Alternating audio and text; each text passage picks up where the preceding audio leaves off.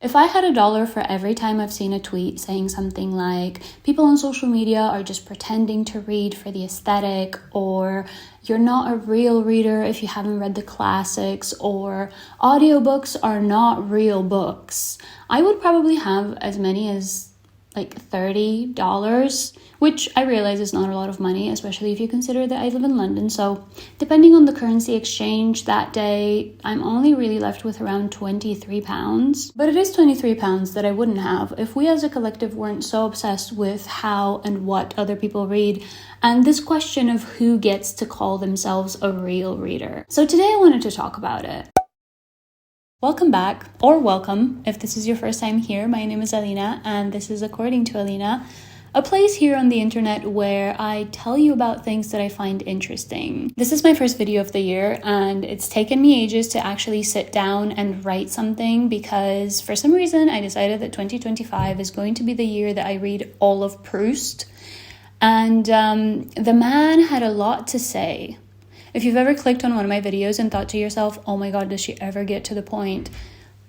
You should read this guy. I'm really enjoying it though. The writing is beautiful, and I can also tell that whenever it comes up in conversation, people are a little bit impressed, which is doing wonders for my self-esteem. But it also got me thinking about how easy it is to make assumptions about a person's intelligence based on what they are reading or claim to be reading at any given time. The first time I came across the concept of real readers versus performative readers was in the context of discourse, online discourse, of course, about the reading aesthetic. I made my first book discourse video about it almost 2 years ago, and that's still up if you want to watch it, but the summary of what was being said at the time is that essentially as the online book community started growing, a lot of people felt like some of the book content that was being posted was performative. There was a feeling that people were essentially just doing it for the aesthetic. This conversation was happening at a time when internet aesthetics were super popular on social media.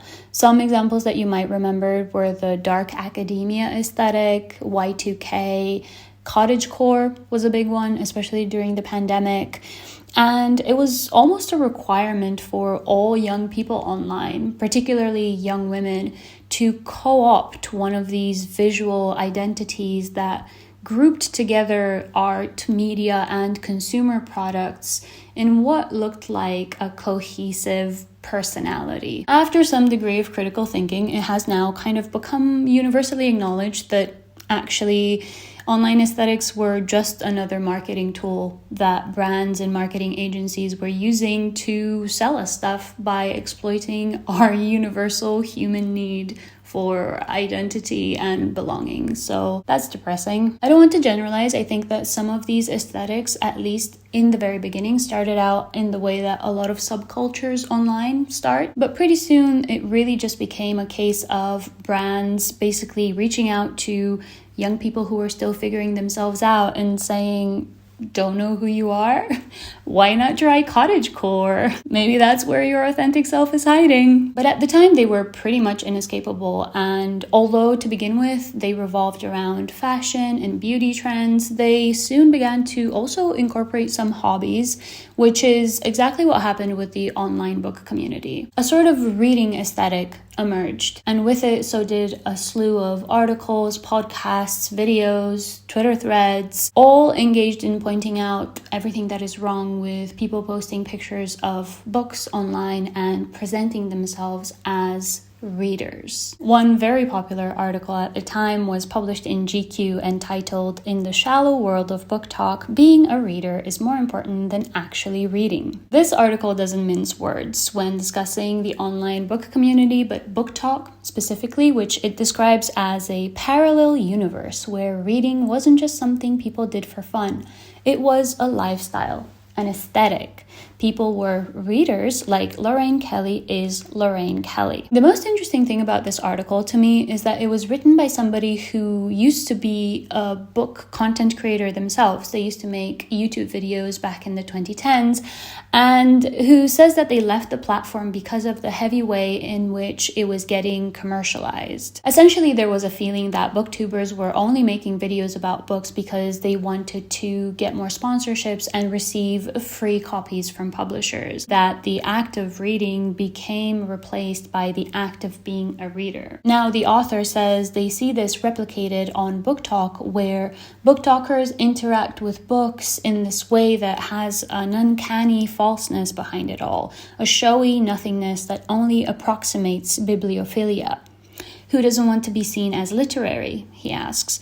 Being perceived as having read a lot of books warrants a fair share of cultural capital. If you can fake it, then why not? The article got a lot of reaction at the time. Some people felt like maybe the description of BookTok was being a little bit unfair and based on a small percentage of the people who make content on there and their perceived superficiality, which the author has no way of proving. Others felt like it was a pretty fair description of the way that the book object is being fetishized online, either through these highly curated pictures of book covers on Instagram, or through the constant stream of these gargantuan book hauls on TikTok. I like to think that I was somewhere in the middle, although I specifically remember being kind of annoyed by the author of this article when I first made my video about it. This is a completely personal impression, but I felt at the time that there was an insinuation in the article that since this person stopped making book content because they felt like the space was getting too commercialized, they were now, for some reason, the only authority who could tell whose book content is genuine and whose is performative. And I say this as somebody who does agree with a lot of the observations that the article makes, especially around the way that the book space has been commercialized and this sort of slow but steady rise of a sort of book influencer. But before we get there, I want to say a little bit more about this idea of performative reading, because I do think that sometimes it's pretty obvious when somebody's being performative about stuff, but also, for the most part, you simply don't know. I find it a little bizarre when people claim that they can tell whether somebody has actually read a book or not, or whether they're actually passionate about books or not, just based on their content. I feel like you might suspect, but can you really tell? You know? And if so, can you also give me the lottery numbers for this week? Because clearly you have a talent. I also think that this might be a generalization, but everything that is on social media is automatically performative by virtue of being on social media. And sure, some people are a little bit more cringe about their performativity than others. But ultimately, I feel like this is the least negative thing about the online book community, in my opinion. If you see somebody on your timeline who you think is maybe not as into the book they're posting about as they pretend to be, it's annoying for like a second, but it doesn't materially impact your own interaction with that book, does it? I was recently reading this article about the so-called lit bro, this imaginary liberal arts male student who makes liking infinite jest his entire personality, basically. The title of the article was something like, "We need to reclaim David Foster Wallace from the lit bros." And the point that the author was making was that there is a specific group of writers that nobody reads anymore because of this pretentious male reader associations that we have with the books. Some of the observations in this article made me think exactly about this. Why should the type of person who reads this book or pretends to read this book affect my interaction with the book itself? If you don't want to be seen as reading or liking infinite jest because of the type of insufferable guy that people think of when they think about infinite jest, isn't that also a performance in itself? That being said, I do agree with some of the sentiments in the GQ article, especially when it comes to the way that book content creators place a disproportionate emphasis on the book object and the size of their book collections. And I've made videos about this as well if you want to watch those. And I also think that there is a bizarre aesthetic element to book content that sometimes has nothing to do with the book or the themes of the book at all. I came across a video the other day of this woman who is unhappy with the cover design of her A Court of Thorns and Roses series. So she rips the covers up and makes really nice new ones, which kudos to her. It's really impressive. I could not make those. But I'm not really sure what the problem with the original cover was. Her caption said something like, the cover was ugly, so I decided to change it, which is fine. Obviously, it's her book. She can do whatever she wants with her own property. But I can't help but notice that it's not like she gave it a modern makeover. Instead, she made it to look like an old-timey book. Like if you had a picture dictionary and you looked the word book up in the dictionary, this is what you would see. Or if you Google the word book, which is the 21st century version of looking something in the dictionary, this is the type of book that you get shown. So it's interesting to see somebody give their book a makeover into a more rudimentary version of what a book is supposed to look like, as if the initial book wasn't bookish enough. And nobody in the comment section seems to believe that there's anything weird about this, by the way. And I hope that the response is so positive because it is impressive. Like, her skill is impressive. But I don't know, everybody's like, wow, what a great idea. What do you mean? It already has covers. It's fine. It's bookish enough. I don't know. I hope I'm not the only one who thinks this is a bit odd. In addition to the obsession with the book as object, the reading aesthetic also brought about the rise of a sort of cool girl who reads persona. A few years ago, I was really active on Instagram. I posted about the books that I studied and read all the time. I had a book club. We were reading Dante's Divine Comedy.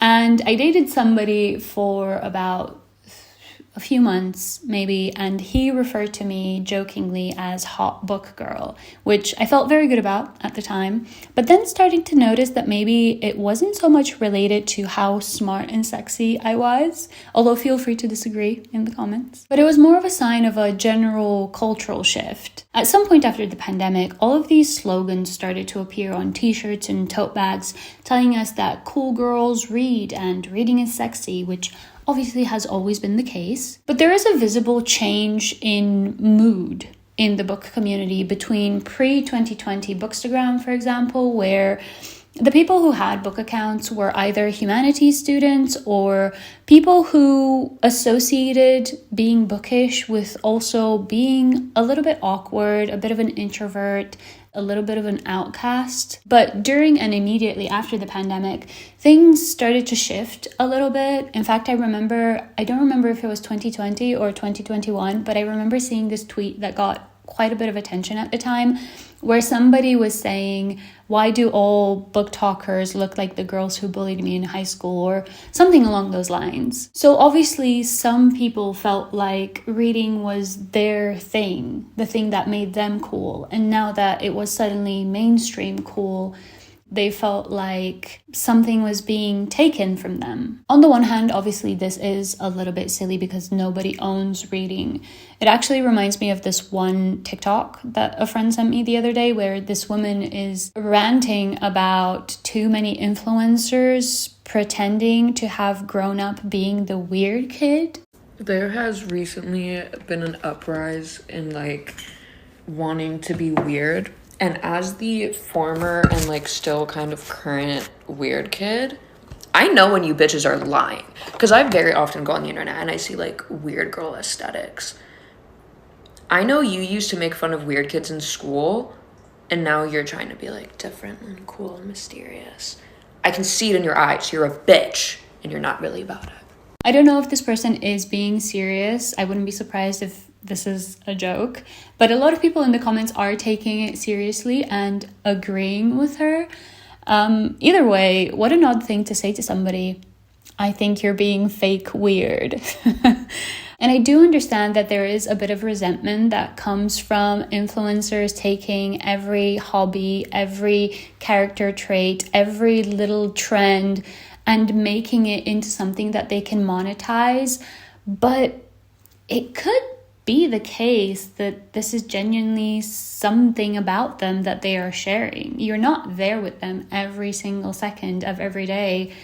And even if you were, who is the authority of what is a weird girl and what isn't? Out of all the things to gatekeep, there is a similarly gatekeepy feeling around books, and I do agree with it. but not for the reasons that most people do. A lot of what I see at the moment is people on social media will see a picture of a conventionally attractive woman holding a book and collectively decide on Twitter, for some reason, it's always Twitter, they will decide that she's being performative, because if you are attractive and or care about your appearance, clearly you would never be interested in reading. You probably don't even know how. The reason why I am critical of the way that books have become the latest, hottest trend in content creation is that, as the GQ article already mentioned 2 years ago, it has become, and it is becoming, increasingly commercialized. Both in the sense that publishers have been using increasingly influencer marketing to create hype around mediocre books, and in the sense that in order to remain on the good side of the various algorithms that they post on, book influencers have to consistently churn out content, which inevitably will mean that some of the interactions with the books that they talk about will be superficial at best. I touched on this a little bit in a video that I made back in December, I think, when everybody was upset at these two BookTokers who thought it was a good idea to tell their followers that they skip descriptive paragraphs and just read the dialogue of some books that they read. And people were understandably upset. And I have to say that in that case, I don't think it was the usual BookTok is bad hate train. I do think that people expect that the book content creators who make money off of their platforms give genuine and valuable reviews. More recently, I saw a YouTube video from the channel Lady of the Library, in which the creator, Cinzia, talks about her increasing distrust of book reviews and recommendations found on BookTok and Bookstagram. And I have to admit, I found myself nodding along to this video quite a bit. I think Cinzia does a really good job at making a distinction between the fact that there's nothing wrong with a content creator having a partnership for a book that they genuinely enjoy, or the book of an author that they genuinely enjoy. The issue begins when a specific video format or a specific literary genre is trending on Instagram or TikTok, and creators just jump on the trend because they know that will get them visibility. Another genuine issue is when people post ambivalent book reviews because everybody else in their community liked the book and they don't want to rub people the wrong way, or because the book was gifted to them and they feel like giving a more negative or unfavorable review might sour the relationship with the PR person who sent the book to them. Which sounds ridiculous, but it is a real thing that happens. There is a creator on Bookstagram that I really like. She posts under the handle @thelitlist_, and she recently made a post about how to make a negative review. Some of the advice in it is pretty reasonable, like don't tag the author if you're going to give a negative review. And I do agree with this. Nowadays, if you tag somebody on Instagram, it goes straight into their DMs, and I feel like you're allowed to say whatever you want, but that doesn't mean that the person needs to see it. But the one part that stuck out to me is the following. The advice is on what you should do if you've been given an ARC, which is an advanced reader's copy, and you didn't like it. This one is tricky, but you can still be honest by telling your followers its plot and what you liked or disliked and explaining why. And it stuck out to me because why would it be tricky? It can be a little bit awkward, sure, because a PR person somewhere sent you a product that you didn't like, and they were hoping that they will get some good publicity out of it. And that is a shame that it didn't work out that way, but it happens. So yeah, awkward, but definitely not tricky. Unless you are the type of person who has got stuck in this perceived prestige of being somebody who receives free books from publishers and you're scared of losing that. Although publishers don't really pay influencers anything, so really what you're losing is the opportunity to do more free work for them. I don't want to linger too much on this person's post because, as I say, I love her content and I think it's typically good. I just disagree with this one small point. And what I really want to say is I understand people's growing cynicism of book recommendations and reviews when it comes to online book creators, because there is a tension that happens when you are somebody who does genuinely love books, but suddenly book content starts to pay the bills. Not that sponsors ever tell you what to say in your video in general or what the topic of your video should be. They don't get to do that. They just give you a brief about the product itself. But I feel like if the product is also the topic of the video, then you might feel some sort of obligation to be complimentary about it. So I think Cinzia's point about taking book content that you see with a grain of salt is probably right. No matter how likable the content creator is or how much you might feel like you know them. And I'm not in any way suggesting that your favorite content creators are lying to you or pretending to read or like the books that they recommend.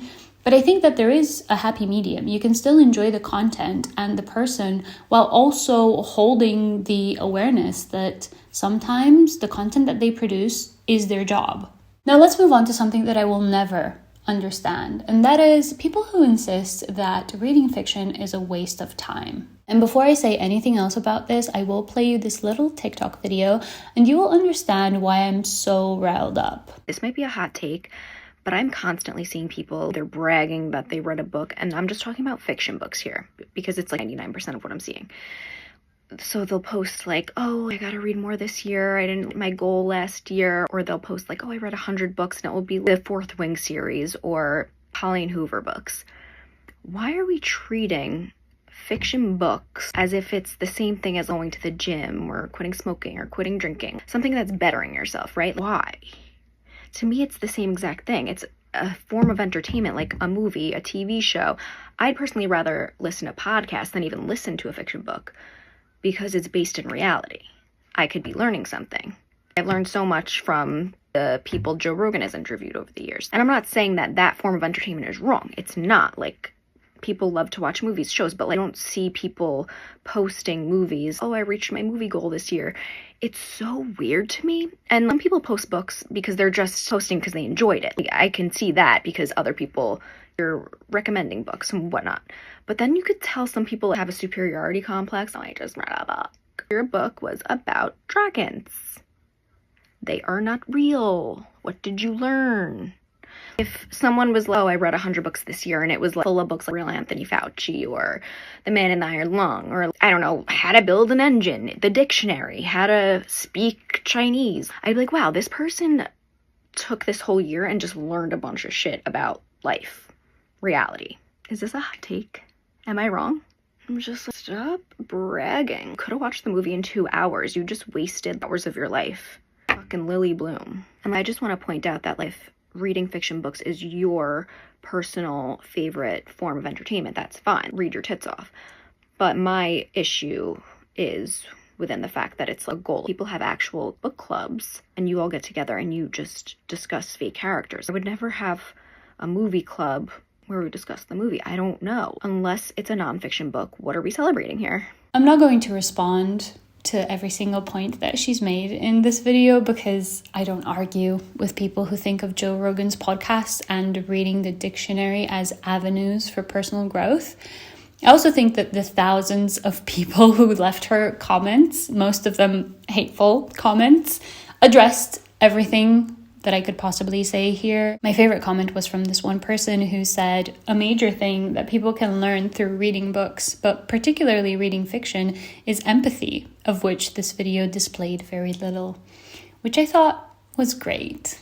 I like to think that this is something that I would have commented, but I would have probably said awful, awful things, which is why I don't comment. But I wanted to include this because although I live on the bookish side of the internet where everybody loves novels and everybody's recommending books all the time and gushing about the beautiful works of fiction that they've read, I have also seen a growing general disdain for fiction over the past few years, and this is just the most recent example that I came across. There are so many people out there who think that reading fiction and more specifically, reading fiction for pleasure, is somehow an inferior form of reading. I have received a bunch of comments saying that fiction is useless, especially on the video I made about the discussion around men not writing as many novels as women anymore. My favorite comment was, maybe women write more fiction because they are good at lying.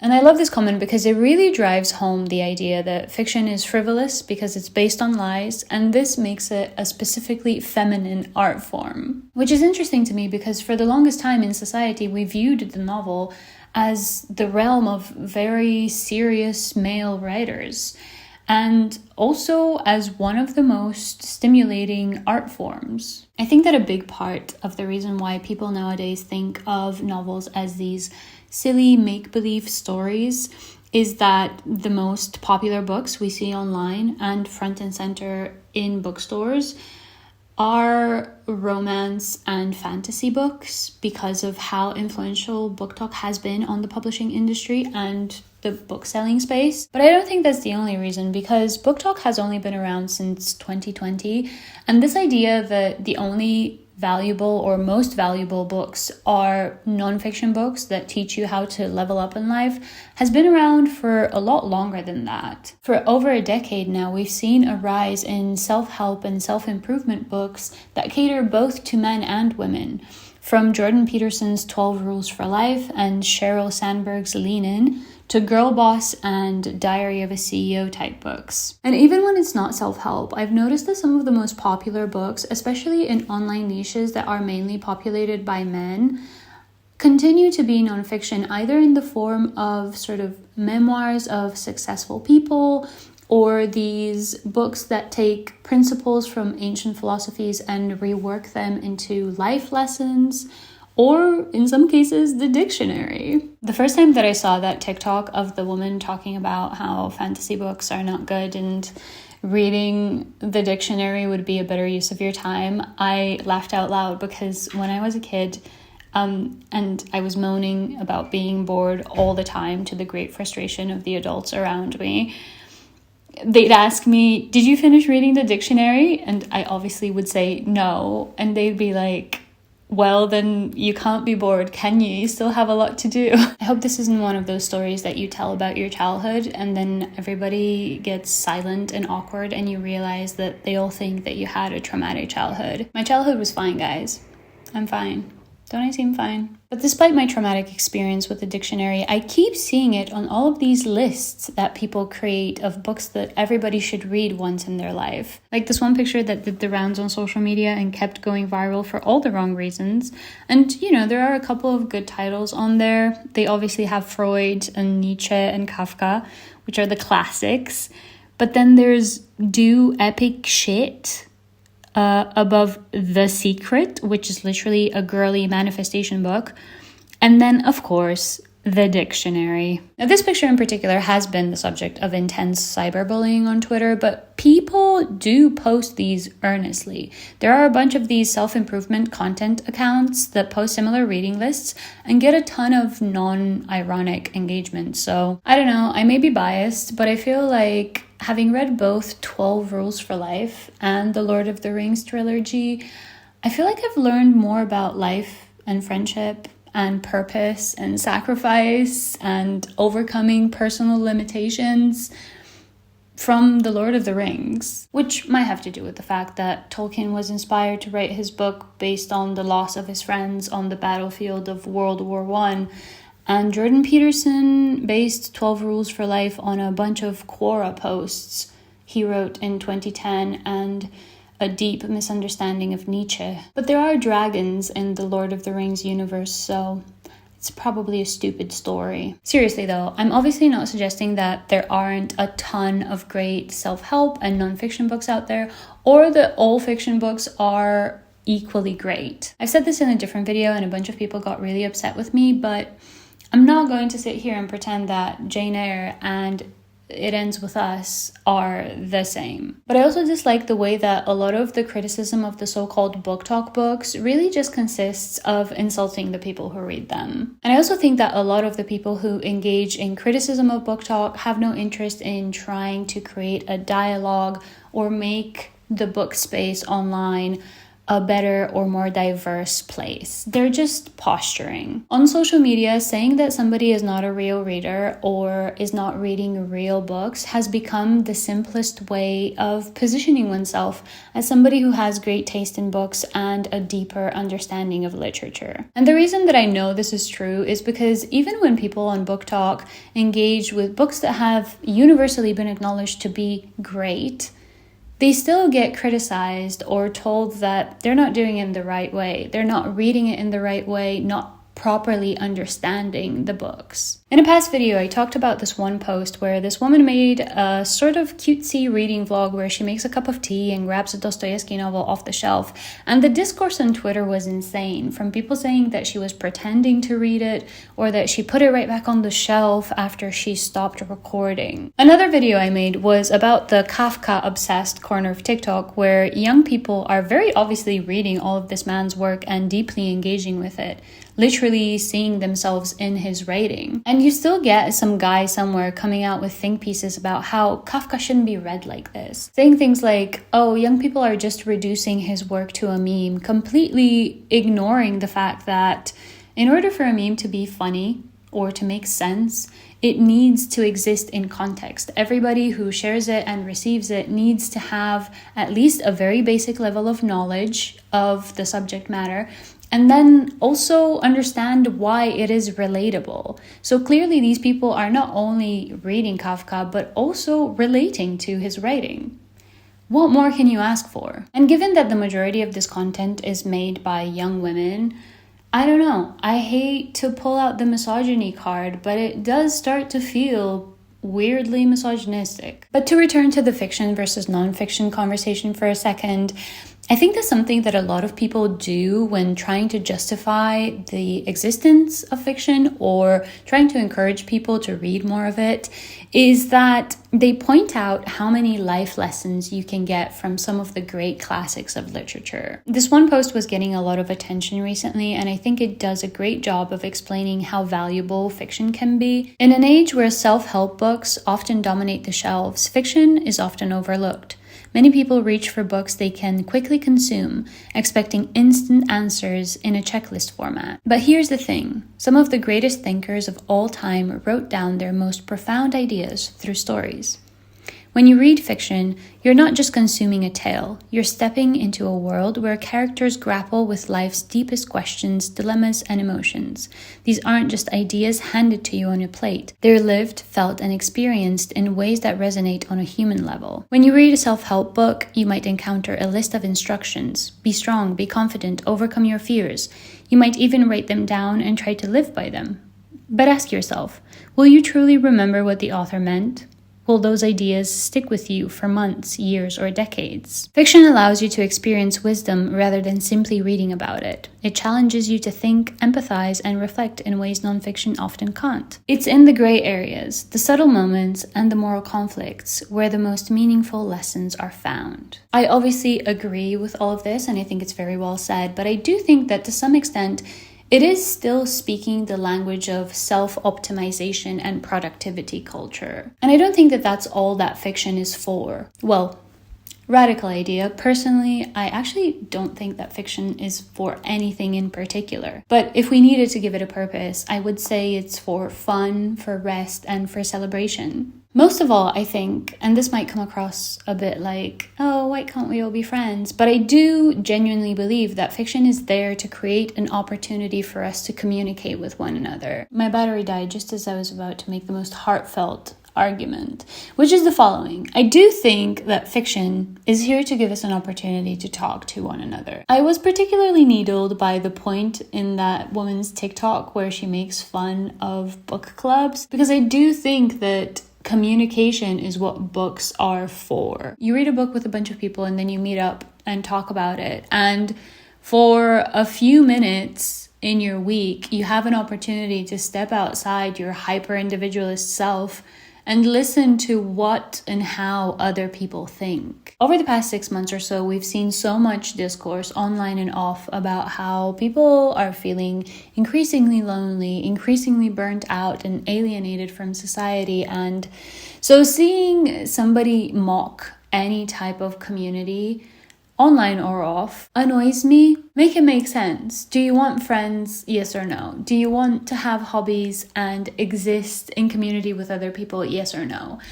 Are we all just going to spend all our free time doing insane self-improvement regimens and then wake up at 5 a.m., meditate and run, and then read 100 pages of the 7 best habits of highly proactive people or whatever it's called? And then when we're done, we come to the internet to what? Mock other people for doing things? And if you do any of these things and feel attacked by this description, please know that I'm including myself in this imaginary we. I've done all of these things at some point, and I'm still working on some of them. Clearly, I cannot stop myself from telling other people how to live their lives. The last thing I wanted to talk about when it comes to the book space and things related to books that people are particularly judgy about is the audiobook question. Are audiobooks real books? John Green recently made a video with this title, which got a ton of views, and he has a lot of nice and poetic things to say about how stories take on a new life across the different formats that they exist in, and listening to a book doesn't make your experience of it any lesser than reading it. I will link that video below if you want to watch it and listen to how he phrases it all. He is obviously a great speaker. Now, admittedly, the video is kind of an announcement that he is coming out with his own audiobook, so keep that in mind. That aside, there is a real and very heated conversation online around whether or not audiobooks should, quote, count as reading. And looking through articles that come up on Google search results when you look up the question of are audiobooks real books, it looks like, based on the dates, this is a question that becomes trendy with some regularity over the years. Like every few years or so, there will be a new conversation thread about it. I started to look into the audiobook question after somebody on TikTok, of all places, asked me what my opinion on audiobooks was.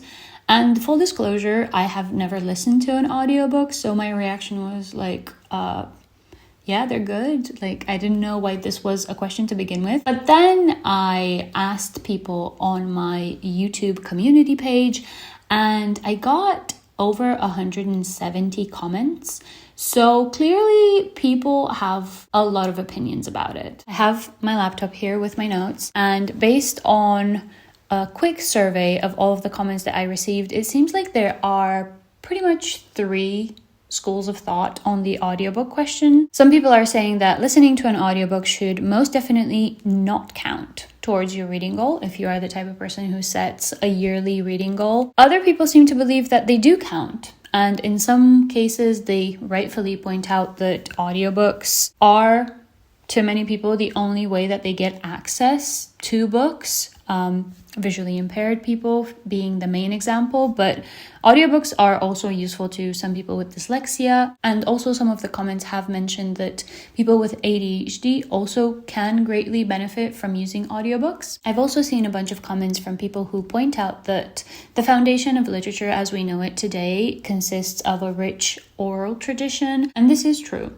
Texts like the Iliad and the Odyssey started out as oral poems that people recited at gatherings before they were actually written down. This is the reason why, for example, we say that Homer is the presumed author of the Iliad and the Odyssey, because we don't really know if he composed the whole thing or he came up with part of it and then the rest was just part of the oral tradition, or if he is just the guy who wrote it down. When it comes to the science of it all, there are a bunch of articles out there, as I was saying earlier.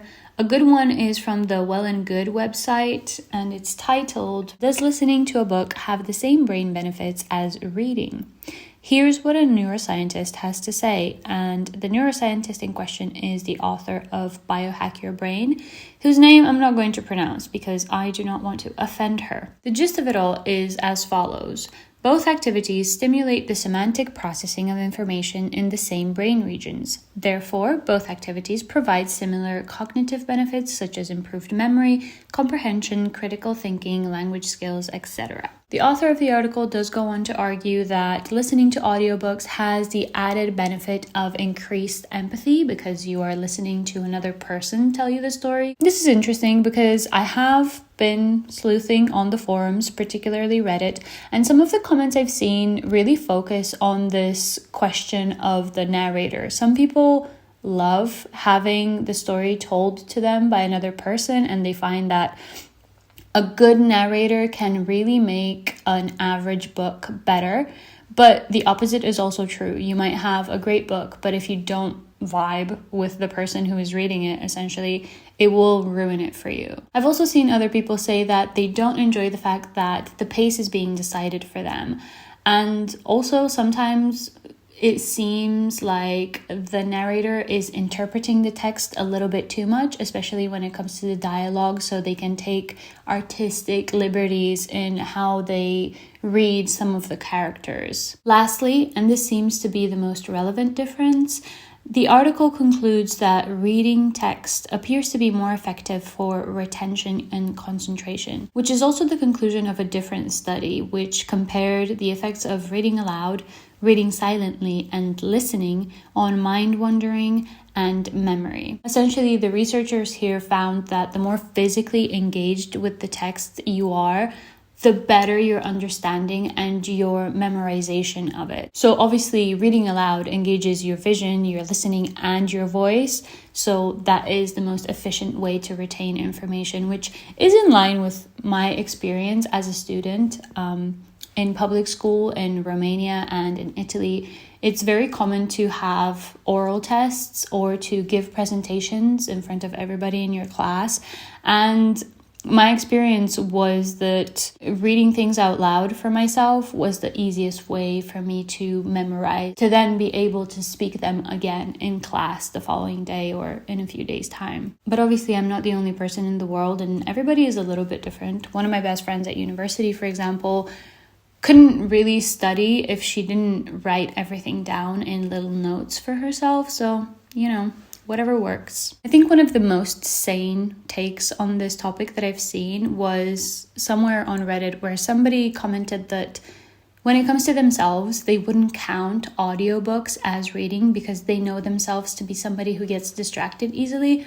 But obviously they can't speak for everybody. I personally thought that this was a pretty reasonable opinion to hold, but it's not the predominant attitude online. A lot of people are pretty strictly against audiobooks counting as reading. And when I first saw this, I was pretty prepared to come on here and accuse all of these people of elitism and ableism and all of the other isms, and some of them still deserve those accusations. But actually, after looking into it a little bit more, I found that people had their different opinions as to why audiobooks are such a bad thing. Some people, for example, seem genuinely concerned about the future of the written word because with the constant production of audiovisual content in the form of podcasts and videos like this one, they fear that fewer and fewer people are going to keep reading written word. And I feel like this is a pretty reasonable fear to have. According to the Financial Times, in the US, revenue from the audiobook market jumped to $2 billion in 2023, while in the UK, the market surpassed $1 billion. So a lot of people are buying them. However, according to the same article, this has not affected the market of print books because it seems like the type of person who reads physical books is different from the type of person who would prefer listening to them. Another justification I've seen people give for being anti-audiobook is that they feel that it's like cheating. And normally I would say, again, why do we care about what other people do? Like, it's such a waste of time. Except that having been a part of the online book community for some years now, I have seen a lot of people recommend audiobooks as a way of reaching their yearly reading goals quicker. And I don't know if I'm the best person to comment on this because I don't personally set reading goals or I don't participate in reading challenges every year. So it's not really my culture. But isn't that kind of beyond the point? I do understand having a goal as something to strive for, and I understand the desire to constantly improve your personal best year on year. That being said, I feel like making yourself listen to audiobooks on 2 times speed for 24 hours straight kind of defeats the purpose of even wanting to be a better read person, no? I still don't know if I would call this practice cheating because I feel like in order to do that, you would have to acknowledge that then we are all in competition with each other when it comes to reading or talking about reading online. But I do agree that it is yet another symptom of this online culture of pressure to always be consuming more, always be the person who reads the most, owns the most books, has the highest yearly reading goal, is constantly posting the most reviews, making the most videos, and so on and so forth. Apart from these two exceptions, though, it seems to me like most of the criticism of audiobooks online is really nothing more than just more posturing. I've seen people say all sorts of things. The other day I saw a tweet of somebody calling people who use audiobooks lazy, which stuck with me because tell me why we're assigning moral qualities to freaking hobbies. A statement like this really goes to show that cultural attitudes towards reading really haven't changed that much. It continues to be very much a status symbol, which is clearly why so many people are so deeply involved in policing how and what we should be reading. To end this on a more positive note, though, I have noticed that I am far from the only person online and off to criticize this gatekeepy tendency that people have around books, which makes me feel very positively about the future. And I also think that although sometimes book discourse can be really annoying, it's good that at least people are arguing about it. It would be far more depressing if nobody cared at all. So, go off, I guess.